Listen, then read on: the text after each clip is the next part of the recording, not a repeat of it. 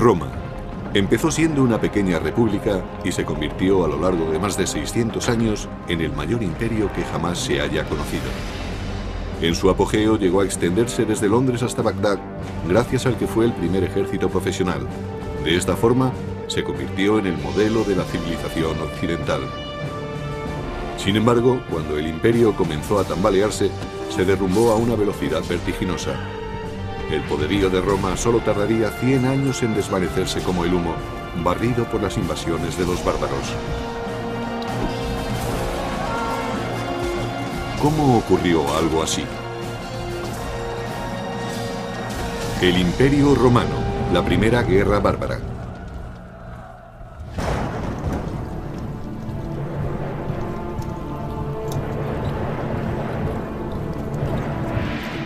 Estamos a finales del siglo II a.C., 100 años antes de la crucifixión de Jesús, una década antes del nacimiento de Julio César. Roma se enfrenta a una transición que cambiará su destino para siempre. Se avecinan tiempos de conquista. Roma había estado expandiéndose con éxito por tierras extranjeras durante alrededor de 150 años. Había derrotado a Cartago en África, su gran enemigo mediterráneo, y empezaba a extenderse por el norte hasta España, aunque estas conquistas resultaron difíciles de mantener.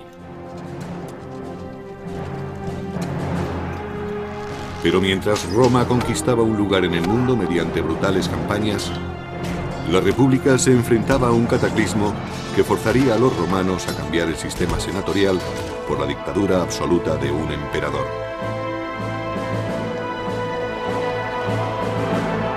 Todo empezó con la primera guerra con los bárbaros. En el año 113 a.C., Roma era dueña absoluta del Mediterráneo, pero junto con los territorios conquistados aparecieron nuevos enemigos. Los romanos sabían que había otras gentes más allá, especialmente al norte, y que eran incluso más temibles que los ejércitos que habían derrotado anteriormente.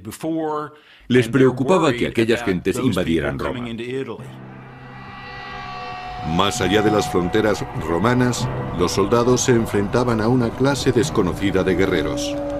Los llamaban bárbaros, una palabra que significaba extranjero y rudo.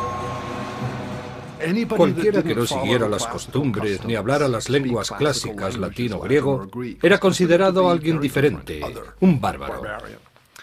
Para los romanos estas gentes eran inferiores porque eran mucho menos civilizados que ellos.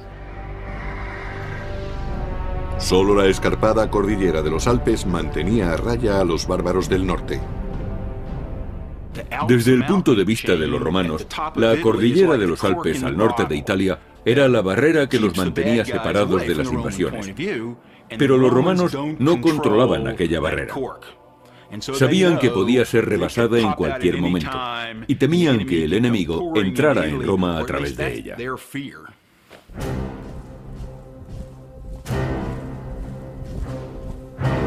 El ejército de Roma hacía guardia contra la amenaza de los bárbaros. Este ejército era una milicia de voluntarios orgullosa de su disciplina, de su entrenamiento y de sus armas. Los soldados romanos de a pie llevaban armadura de metal y cuero, un casco y algo para proteger el pecho.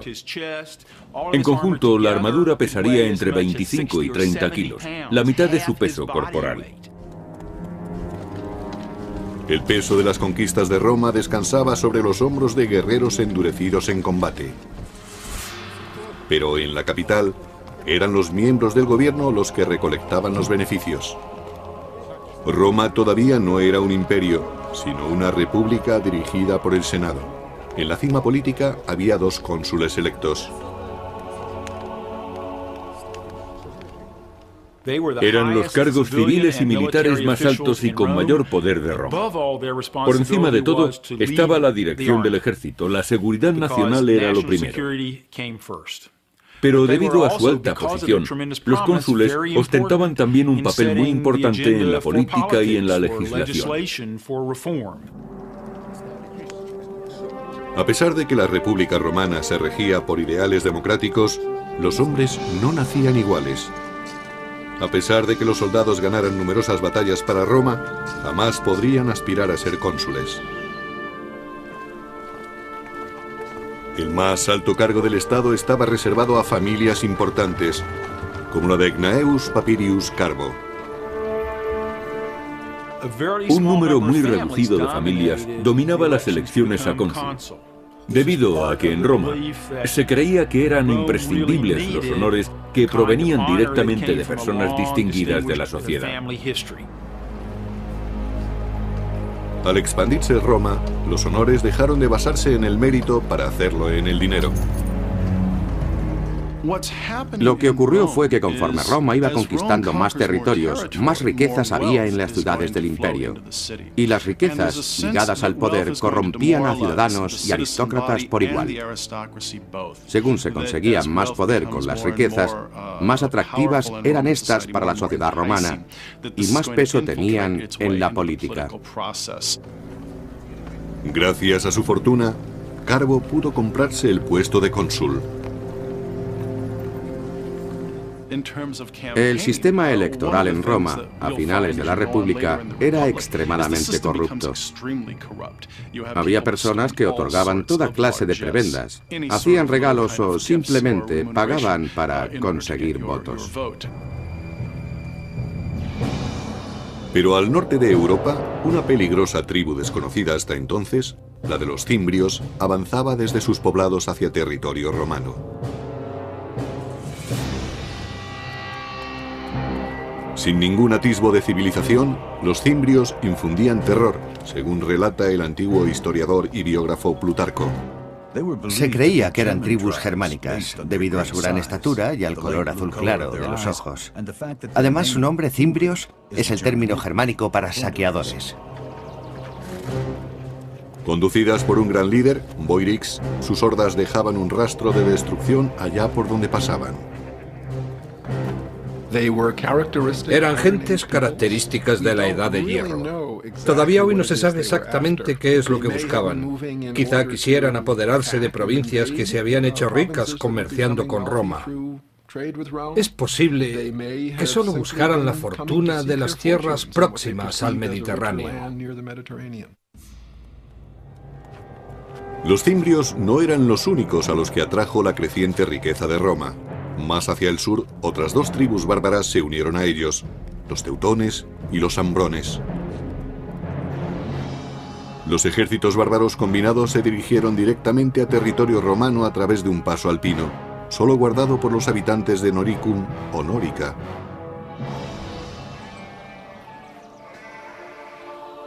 Aunque Nórica no era territorio romano, su proximidad hacía que su gente estuviera fuertemente ligada a la República Romana. Nórica era una región situada en el territorio que ocupa la Austria moderna. Los romanos llamaban a sus habitantes Norici debido al nombre de la región, Noricum. Los Norici controlaban los pasos alpinos.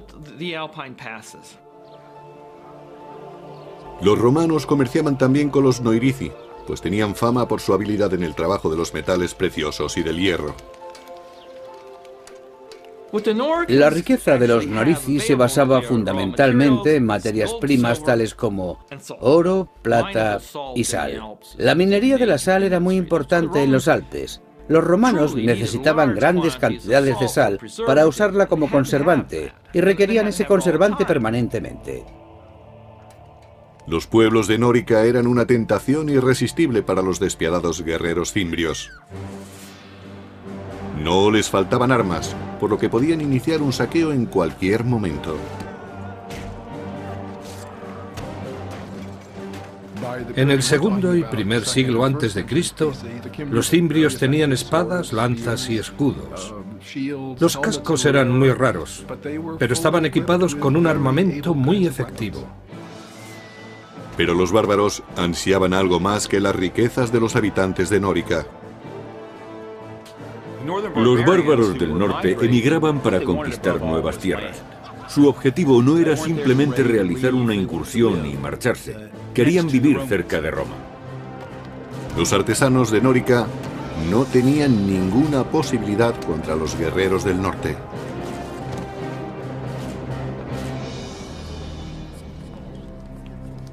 Los Norici enviaron un emisario a sus aliados del Senado romano pidiendo ayuda contra los sanguinarios invasores cimbrios. Para ello se dirigieron al aristócrata Carbo, cuyas maniobras políticas habían dado finalmente sus frutos. Ahora ocupaba el puesto de cónsul, el hombre más prestigioso de toda Roma. Carbo ordenó a su ayudante que empezara los preparativos para la guerra.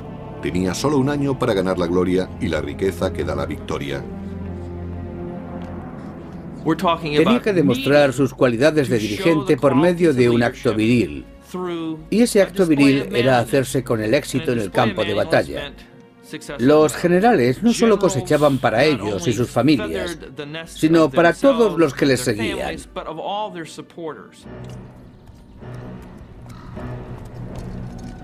Carbo aceptó el reto y llevó sus tropas a Nórica. A pesar de su total inexperiencia en las artes de la guerra, estaba ansioso por demostrar que era algo más que un acaudalado senador. Llegó a Nórica apoyado por los soldados del ejército romano. Tras un siglo de victorias, estos soldados tenían plena confianza en sí mismos. Los cimbrios se defendieron diciendo que no sabían que no podían estar en aquel territorio y les mandaron embajadores. Los bárbaros no habían visto nunca una fuerza tan bien equipada y disciplinada. Su caudillo, Boirix, le dijo a Carbo que su gente solo quería regresar a su hogar pacíficamente, y Carbo estuvo de acuerdo en que se marcharan. Pero hay poca gloria en una tregua, y el general romano preparó un plan para conseguir la victoria que tanto necesitaba. Carbo simuló que iba a negociar, pero envió sus tropas por un atajo para atacar a los cimbrios antes de que regresaran los embajadores. Esperaba así conseguir el triunfo. Pero su plan fracasó. El cónsul romano Carbo consiguió engañar a los cimbrios, pero fue precisamente ese engaño lo que le trajo la desgracia. Algunos embajadores cimbrios lograron sobrevivir y denunciaron la traición de Roma al regresar a su campamento. Furiosos, los bárbaros juraron que no cejarían hasta cobrarse una sangrienta venganza.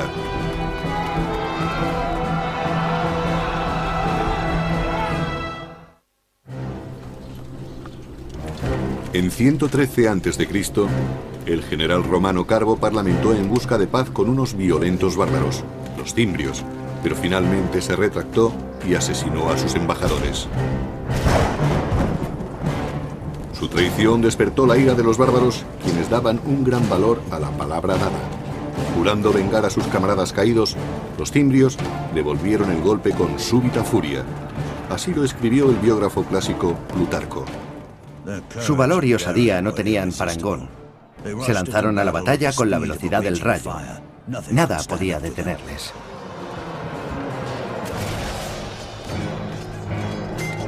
Conducidos por dos caudillos, Boirix de los cimbrios y Teutobocus de los teutones, los bárbaros avanzaron en oleadas incontenibles. Por la arqueología sabemos que disponían de buenas armas, tan buenas como las de los romanos. Hoy sabemos que estaban organizados militarmente, es decir, que la infantería estaba dirigida por oficiales, pero los romanos no se dieron cuenta de ello hasta que fue demasiado tarde. Carbo se encontró repentinamente desprovisto de las comodidades y privilegios de la vida política de Roma. Allí el lenguaje del poder era hablado con sangre y acero. Como cónsul magistrado jefe de la guerra, había fallado miserablemente. Debido a que el cargo de magistrado jefe de la guerra solo duraba un año, quien lo ocupaba solía ser un novato en el campo de batalla. Era frecuente que la dirección de la guerra estuviera en manos de ineptos y que ocasionalmente acabara en un desastre para Roma. La batalla de Nórica fue uno de esos desastres. Al final, los romanos evitaron ser masacrados gracias a una tormenta descomunal que descargó con fuerte aparato eléctrico truenos y lluvia.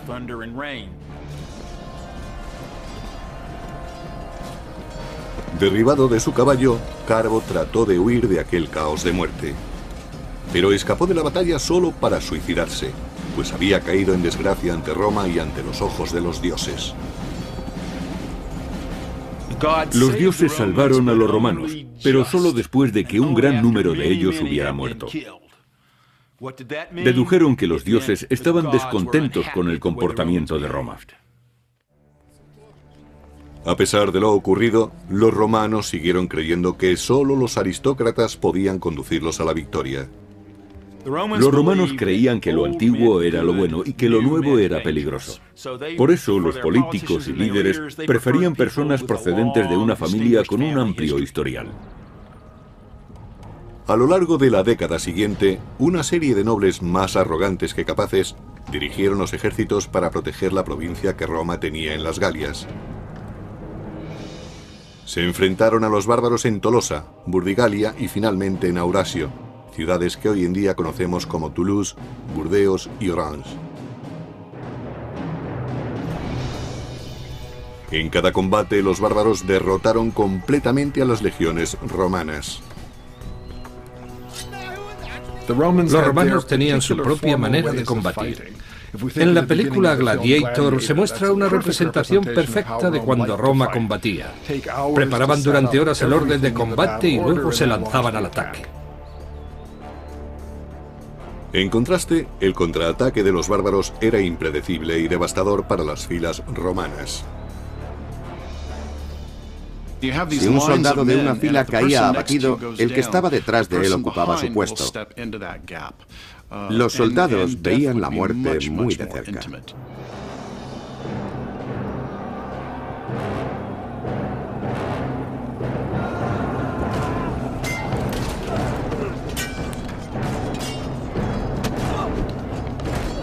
Los tributos de sangre fueron asombrosos.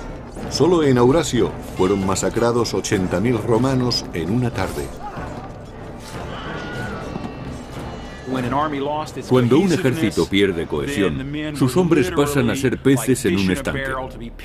Se les captura fácilmente desde cualquier esquina. Cuando cae un flanco, los vencedores matan a los enemigos uno a uno, sin correr ellos ningún riesgo. Lo que en principio era una batalla organizada pasa a ser una ejecución en masa.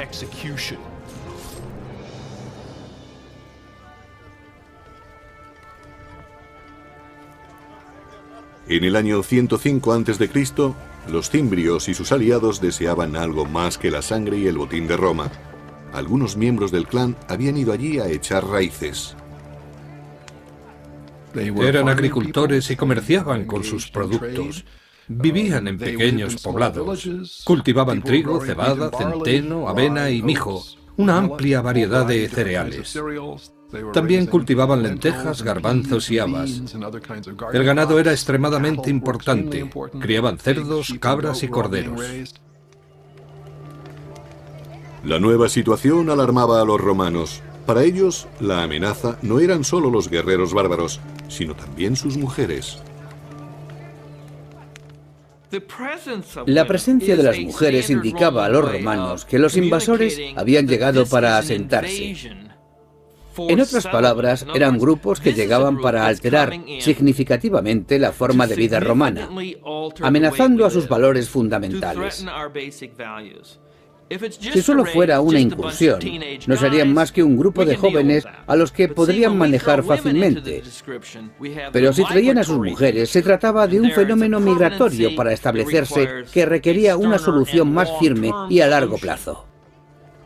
Se necesitaba un general que pudiera derrotar a los bárbaros de una vez por todas. El héroe que Roma buscaba desesperadamente emergió en otra frontera problemática a unos 1500 kilómetros, en Numidia, parte de la Argelia actual. Durante 8 largos años, los romanos solo habían experimentado derrotas, hasta ahora. El nombre del Salvador era Mario. Con arrojo e inteligencia aplastó a los ejércitos numidios del pérfido rey Yugurta.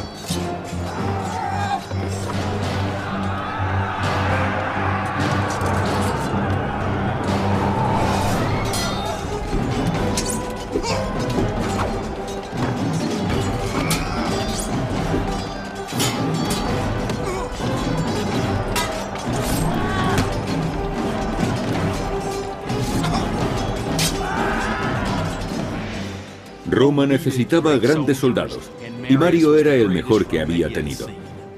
Era un gran jefe, sabía elegir el momento y lugar adecuados para presentar combate y cómo ganarse la lealtad y el afecto de sus soldados. Cavaba trincheras junto a ellos. Comía la misma comida y estaba en mejor forma que ellos, aun siendo los soldados mejor preparados del mundo. Y lo hacía con naturalidad, pues Mario no era ningún aristócrata y hablaba con orgullo de sus orígenes humildes. No sé quiénes fueron mis antepasados, pero puedo enseñar mis medallas y otros honores militares, por no hablar de mis cicatrices, todas ellas ganadas en batalla. Estos son mis títulos de nobleza. Ahora, cuando los bárbaros del norte se acercaban, los romanos recurrieron a Mario, su última esperanza. Al final del segundo siglo a.C., una tribu bárbara muy violenta, los cimbrios, junto con sus aliados los teutones y los ambrones, arrasaron la frontera del norte.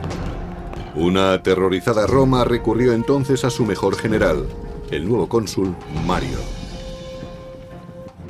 Era un probado jefe militar, y los romanos no querían fallar ahora contra los teutones y los cimbrios, que habían derrotado ejército tras ejército. Había que resolver inmediatamente el problema enviando a la batalla a un líder capacitado.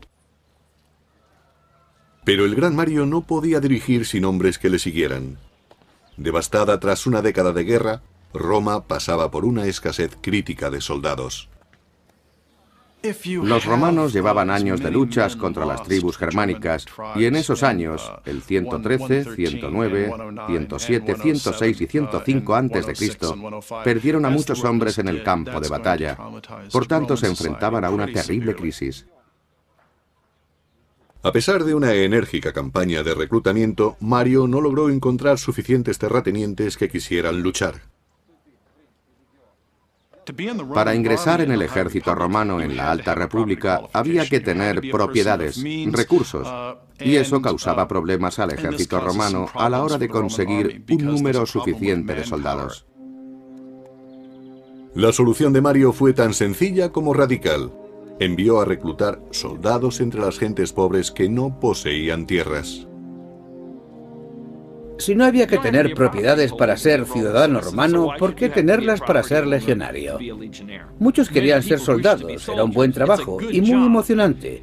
Brindaba buenas oportunidades para el saqueo, lo que garantizaba vino, mujeres y diversión. Y ofrecía la posibilidad de ver mundo a costa del gobierno. Ocurrió lo mismo que hoy en día en las oficinas de reclutamiento. Mario permitió que cualquiera pudiera ingresar en el ejército, con lo que Roma dispuso de una cantera de hombres mucho más extensa para formar sus legiones. En la sociedad romana convivían muchísimos más pobres que gente de clase media. La vieja guardia medía a los reclutas por sus ganancias. Mario eligió a los suyos por su aptitud para el combate. Si podían enfrentarse a un legionario, podrían enfrentarse a los bárbaros. Al extender la búsqueda de legionarios a todo el proletariado, se consiguió inmediatamente que el soldado corriente dependiera aún más del éxito del jefe. Se suponía que el general debía mantener a los soldados que trabajaran bajo sus órdenes y ser generoso con ellos. Atraídos por la promesa de ganar riquezas, surgió una nueva clase de soldados romanos. Mario prometió darles todas las armas y formación que necesitaran. Os enseñaré a derrotar al enemigo, a no temer más que a la desgracia, a dormir en el suelo y a luchar con el estómago vacío.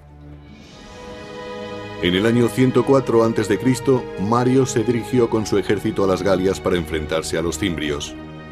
Por suerte para los romanos, los bárbaros eligieron ese preciso momento para abandonar las Galias e invadir Hispania. Aquel error táctico dio a Mario un tiempo precioso. Mario formó un nuevo ejército partiendo de la nada y consiguió que sus soldados se endurecieran y se desvivieran por su ejército. Mario introdujo muchas innovaciones en el ejército. Entre otras cosas, distinguió cada legión con un águila de plata como estandarte. También entrenó a sus hombres para que llevaran su equipo. Así se desplazaban más rápidamente. Pero a veces iban tan cargados que decían de sí mismos que eran las mulas de Mario. Por tanto, no necesitaban animales de carga para llevar a su ejército al combate. Ellos mismos hacían de mulas. Aquello les hacía más efectivos, más flexibles. Fue precisamente esa flexibilidad de las legiones lo que hizo que triunfaran las reformas de Mario, además de la estandarización del equipo. Bien equipados y unificados en espíritu, los soldados de Mario estaban listos para luchar, pero aún no habían sido probados en combate. Pasaron 2 años sin que aparecieran los bárbaros, pero seguían inspirando temor. Los romanos ignoraron los antiguos límites del mandato consular y reeligieron cónsul a Mario como magistrado jefe de la guerra. Para resolver parte del problema de la amenaza del norte, le dieron a Mario un mando extraordinario en los años 104, 103, 102, 101 y 100 para que siguiera siendo cónsul. Lo reeligieron una vez tras otra. Finalmente, la amenaza fantasma se hizo real en el año 102 a.C. Los cimbrios, teutones y ambrones partieron del norte y del oeste en dirección hacia Roma.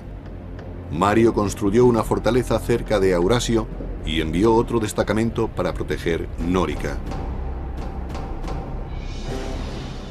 Sobre todo, debían proteger los accesos alpinos a Roma. Al cabo de unas semanas, la mitad de la horda de teutones y ambrones rodeaban el fuerte de Mario. Una visión terrible, según Plutarco. Sus tropas parecían infinitas. Su visión era espantosa. Su forma de hablar y sus gritos no se parecían a nada que hubieran oído antes. Sin embargo, Mario obligó a sus soldados a fijarse en ellos y a aprender. Mario era un militar brillante. Conocía la vida, la forma de pensar y la psicología de los soldados. Mario hizo que la República Romana confiara en que podían derrotar a los bárbaros más fieros del mundo. La fortaleza se mantuvo, y aunque los teutones y los ambrones no pudieron pasar, una fuerza de 150.000 hombres se dirigió hacia el sur en busca de otro paso entre los montes. Los romanos le siguieron a la distancia, sin prisas, esperando el momento y el lugar oportuno. Mario eligió el campo de batalla perfecto desde donde lanzaría el poderío de su poco convencional ejército.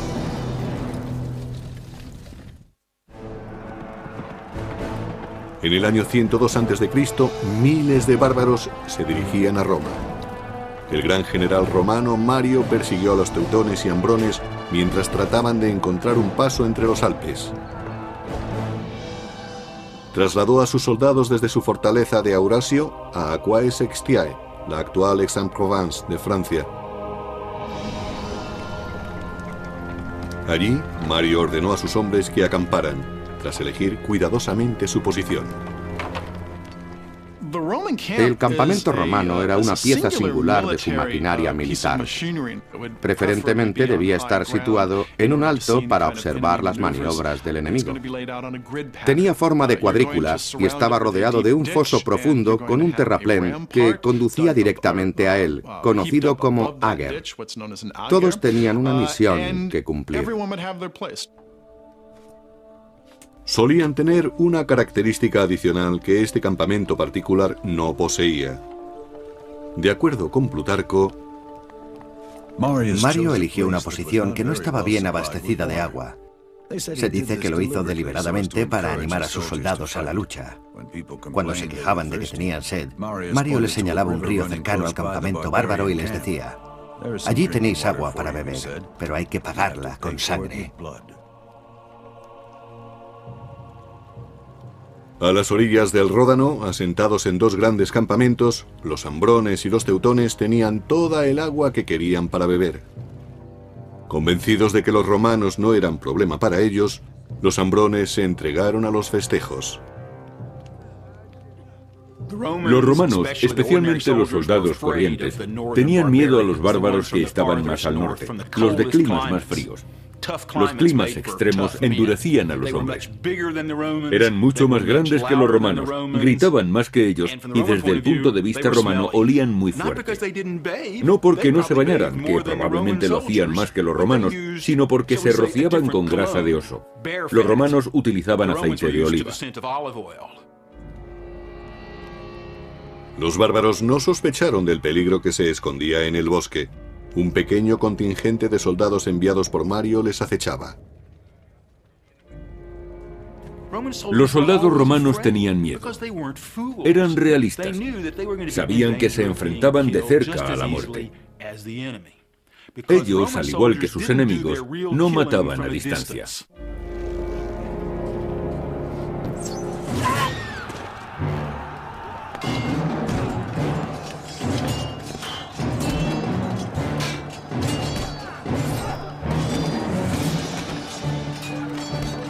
Las mulas de Mario se lanzaron al ataque, pero los bárbaros acudieron rápidamente en masa para contraatacar. Cuando la derrota parecía cernirse sobre los romanos, Mario mandó refuerzos. Los romanos empujaron a los ambrones hacia su campamento, donde la batalla tomó un extraño rumbo. Así lo explicaba Plutarco. Aparecieron mujeres armadas con espadas y hachas, profiriendo los gritos más horribles. Se lanzaron al combate, y aunque sus cuerpos resultaran acuchillados, seguían luchando hasta el final con un espíritu inquebrantable. Las mujeres bárbaras siempre iban al campo de batalla. Algunas veces, en vez de luchar, empujaban los carros detrás de los hombres. Para impedir que se retiraran, los bloqueaban. Las mujeres tenían tal sentido del honor y de la libertad que creían que era mejor morir luchando que escapar.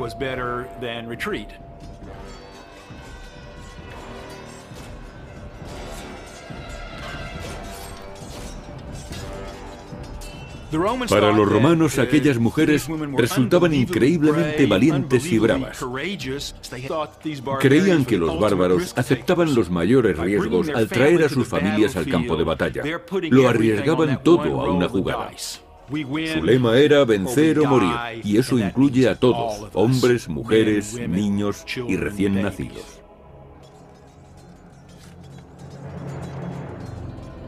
Pero los romanos también tenían algo que proteger, su tierra y su honor. Con las artes que Mario les había enseñado, consiguieron su primera victoria contra los invasores germánicos en más de una década.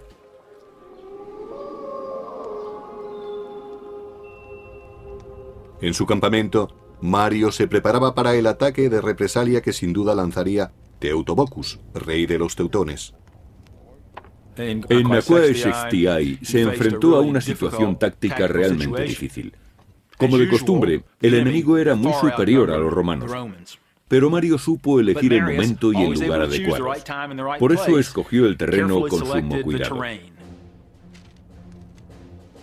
Mario dispuso una trampa con Claudio Marcelo, un capitán de su confianza. Marcelo y otros 3000 hombres entraron en los bosques por detrás del campamento teutón y se mantuvieron allí escondidos hasta que empezó el combate. Según Plutarco, los bárbaros cargaron colina arriba contra el campamento romano tal y como había previsto Mario, y allí se encontraron con una muralla de espadas. El mismo Mario peleó en primera fila, poniendo en práctica las órdenes que daba a sus soldados. Estaba tan bien entrenado como el que más, pero su osadía sobrepasaba a la de cualquiera. Esta batalla era la prueba de fuego para las tácticas de Mario. Había conseguido que sus soldados fueran lo suficientemente fuertes para permanecer en pie con toda su armadura y seguir en su puesto manteniendo la disciplina, incluso cuando el enemigo atacaba con fiereza. A continuación, se lanzaban contra ellos con sus espadas a modo de cuña móvil que caía de la colina despedazando las tropas enemigas. Cuando Mario y sus hombres forzaron a retirarse a los bárbaros, Marcelo y sus cohortes salieron del bosque. Peleando juntos hicieron que se desvaneciera cualquier esperanza de retirada del rey Teotobocus y sus guerreros. El número de bajas era incalculable. Los romanos masacraron más de 100.000 teutones. El resto pasaron a ser esclavos, botín de guerra que haría ricos a las mulas de Mario y a sus ayudantes. Se preocupaba no solo de sus soldados, sino también era muy generoso con los romanos de todas las clases sociales. Mario, al monopolizar el poder desde las alturas, se convirtió en un ejemplo a seguir, incluso para la clase senatorial. Animados por la fiebre bárbara, los romanos eligieron de nuevo a Mario para el puesto más importante de Roma. Sería cónsul durante un quinto periodo, algo que no tenía precedentes. Tenían tanto miedo de que los bárbaros cruzaran los pasos de los Alpes no controlados por los romanos y que destruyeran y saquearan Roma, que la política fue dejada a un lado. Pero Roma no estaba a salvo aún. Mario había derrotado solo la mitad de las hordas bárbaras. Los cimbrios, los más temibles, todavía acampaban por su cuenta. Mientras Mario estaba en Roma, los cimbrios rebasaron las fortificaciones en Nórica. El enemigo había traspasado al fin las fronteras de Roma y cabalgaba por la llanura del Po. Pero solo un hombre tenía el valor y la inteligencia necesarias para resolver esta nueva crisis, el cónsul Mario. En el año 102 a.C., las mulas de Mario masacraron la violenta tribu de los teutones en el sur de las Galias, destruyendo la mitad de la fuerza bárbara. Pero entonces la tribu de los cimbrios cruzó los Alpes austríacos. Desde Roma, Mario se dirigió rápidamente a la llanura del Po, jurando eliminar a los bárbaros para siempre. Cuando Mario llegó al campamento romano, los cimbrios mandaron un mensajero. No querían atacarles, sino presentar una demanda. Los cimbrios dijeron a Mario que no querían pelea. Estaban allí porque deseaban tierras, como las que había recibido su tribu vecina al otro lado de los montes de Francia. Al parecer, los cimbrios no sabían nada de la derrota de sus camaradas teutones. Entonces Mario, con una sonrisa sarcástica, les dijo: no tenéis que preocuparos. Vuestros hermanos ya tienen sus tierras, y estamos deseosos de daros las mismas tierras a vosotros. Con eso quería decir que les darían una fosa. Incrédulos, los cimbrios pidieron pruebas. Así lo explicaba Plutarco.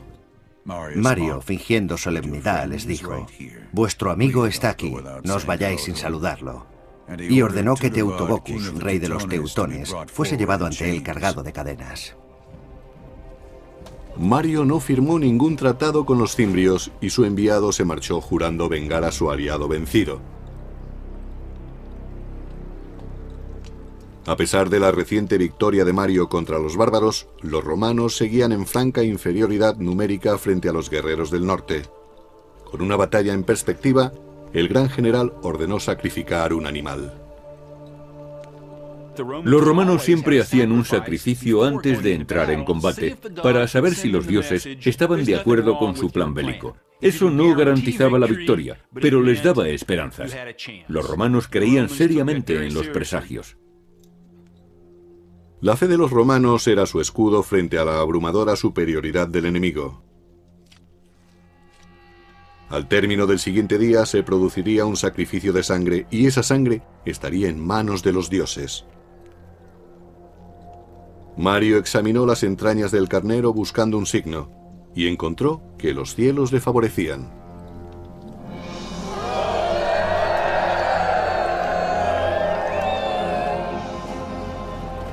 En el año 101 a.C., toda Roma sufría mientras los dos enemigos mortales se enfrentaban en la aldea de Vercelli, en la moderna Italia.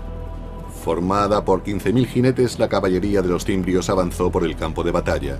Le seguía de cerca su temible infantería, miles de hombres en masa corriendo a toda velocidad. Cuando los romanos establecieron su línea de combate, Mario hizo una última petición a los dioses. Así lo explicaba Plutarco. Mario lavó sus manos y las alzó al cielo, jurando ofrecer un sacrificio de 100 bestias si conseguía hacerse con la victoria. En conjunto, los romanos contaban con algo más de 50.000 hombres para enfrentarse al doble de cimbrios.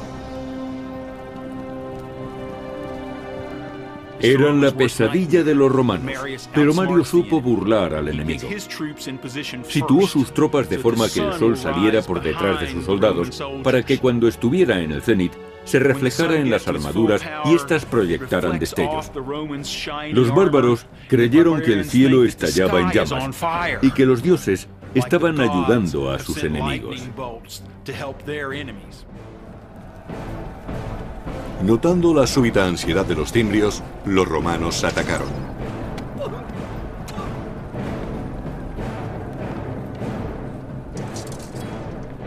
Los romanos tenían honderos y arqueros, pero la infantería era su principal fuerza de combate. Eran hombres que no flaqueaban ni al ver la sangre ni al escuchar los gemidos de los que morían. No podían saber a quién tenían detrás o a su lado porque llevaban casco. Apenas sí podían ver lo que tenían por delante. Necesitaban un valor y una voluntad extraordinarios para sobreponerse al miedo. En Vercelli, los romanos mataron a 120.000 cimbrios y, lo que es más importante, acabaron con los temores que habían amenazado a Roma durante 13 años.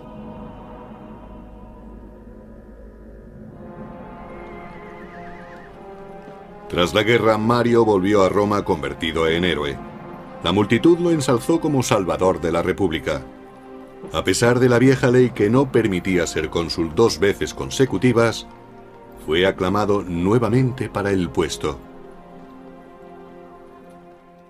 Al hacerse de nuevo con el poder para el pueblo, Mario se acercaba cada vez más al concepto de jefe absoluto, el emperador. Y eso era exactamente lo que la aristocracia temía. Desaparecido el peligro de los bárbaros, muchos nobles se declararon abiertamente hostiles a Mario. Para permanecer en el poder, Mario tenía que buscar apoyos, y para ello acudió a políticos corruptos, partidarios del soborno y el asesinato. Desgraciadamente, Mario no supo elegir bien a sus aliados. En el terreno político, Mario no era decisivo, ni tenía la perspicacia que había tenido en combate con las lanzas y las espadas. Celoso de otros potenciales líderes militares, Mario ordenó asesinar a muchos de sus rivales. Bajo el mandato de Mario, la violencia se impuso al debate a la hora de dilucidar diferencias políticas. El general había salvado a Roma, solo para recortar el poder de la República. Sin embargo, Mario nunca perdió el afecto popular. En el año 86 a.C., poco antes de su muerte, le volvieron a elegir para un extraordinario 7º mandato consular. Dejó un legado de poder en manos de los militares y un legado de apoyo popular para el hombre que ostentara ese poder. Supuso un punto de inflexión que cambiaría el equilibrio de poder. En lugar de controlar el sistema consular entre varias familias, lo haría un único jefe militar. A partir de ese momento, el poder del dinero y el respaldo popular serían usados tanto como apoyo como para amenazar a los enemigos políticos. Y eso, al final, acabó convirtiéndose en un problema para la gobernabilidad de Roma. Cuando el imperio comenzaba a deslizarse lentamente hacia la dictadura, Roma entraría en un periodo de injusticia política y en una guerra de la que jamás se libraría.